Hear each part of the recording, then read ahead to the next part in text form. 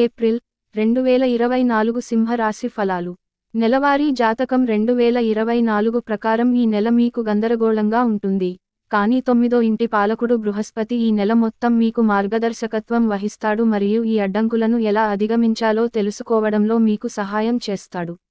మీ నిర్ణయాలు కీలకం అవుతాయి.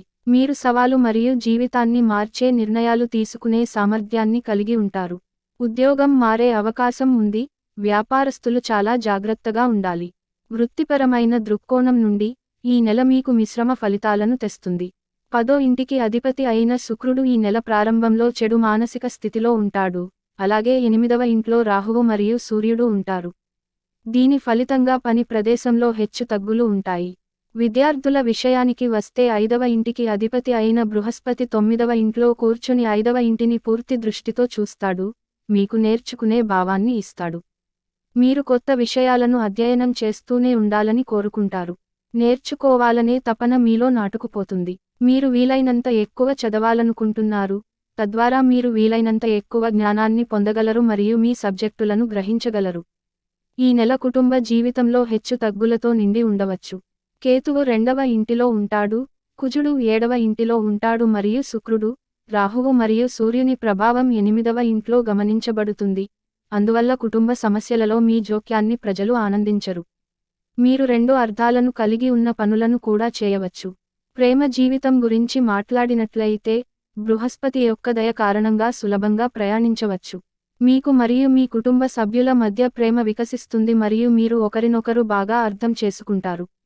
మీరు కూడా మతపరమైన అనుబంధాన్ని కలిగి ఉంటారు మరియు కుటుంబ విశ్వాసాల పట్ల శ్రద్ధ వహిస్తారు. దీని ఫలితంగా మీ సంబంధం సరైన దిశలో పురోగమించడం ప్రారంభమవుతుంది.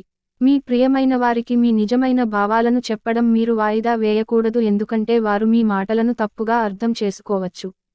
మీరు మీ ఆర్థిక పరిస్థితిని పరిశీలిస్తే నెల ప్రారంభంలో బలహీనంగా ఉండే అవకాశం ఉందని మీరు గమనించవచ్చు.